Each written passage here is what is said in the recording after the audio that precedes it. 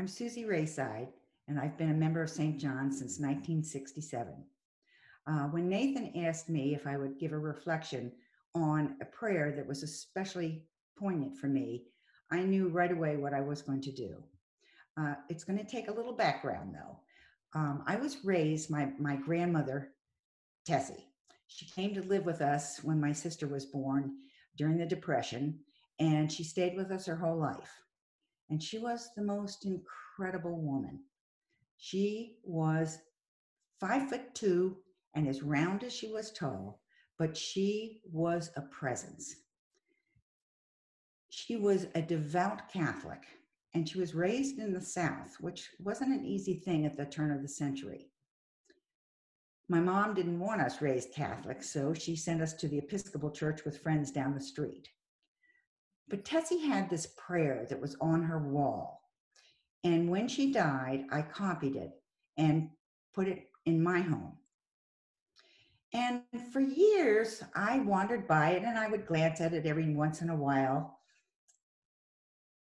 But I didn't think too much about it until a few years ago, it began to resonate with me.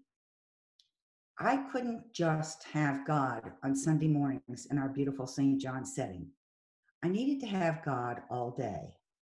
If I was to make a difference in people's lives, and I really feel like that's what Jesus has asked us to do, then I had to have God with me. I couldn't ask him to be there just when I needed him or just when I wanted him. I had to have him there all day. And I think that's when I started to understand the Holy Ghost. I couldn't have God sitting on my shoulder, but I certainly could have his spirit with me. So every morning when I wake up, after I wash my face, I read my prayer. And I know what I have to do. I have to keep God with me. I've tested it a few times, haven't read it or ignored it. Didn't work for me. I was angry in the morning. That anger simmered all day long. It just didn't work. So now I try to keep God with me every day. I have to rely on this simple prayer every day of my life.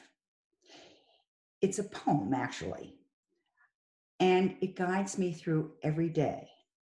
It has been especially helpful to me during this COVID time where we've been so separated. I'd like to read it for you. It's called In the Morning.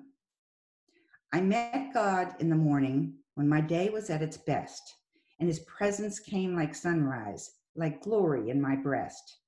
All day long his presence lingered, all day long he stayed with me, and we sailed with perfect calmness o'er a very troubled sea. Other ships were blown and battered, other ships were sore distressed, but the winds that seemed to drive them brought to me a peace and rest. Then I thought of other mornings when, with a keen remorse of mind, when I too had loosed the moorings, with his presence left behind. So I think I know the secret, learned from many a troubled way. I must seek him in the morning if I want him through the day. I wish you all the very best. I miss everybody so much. I can't wait to be back together. And I hope you too have a prayer that guides you through each day. Thank you.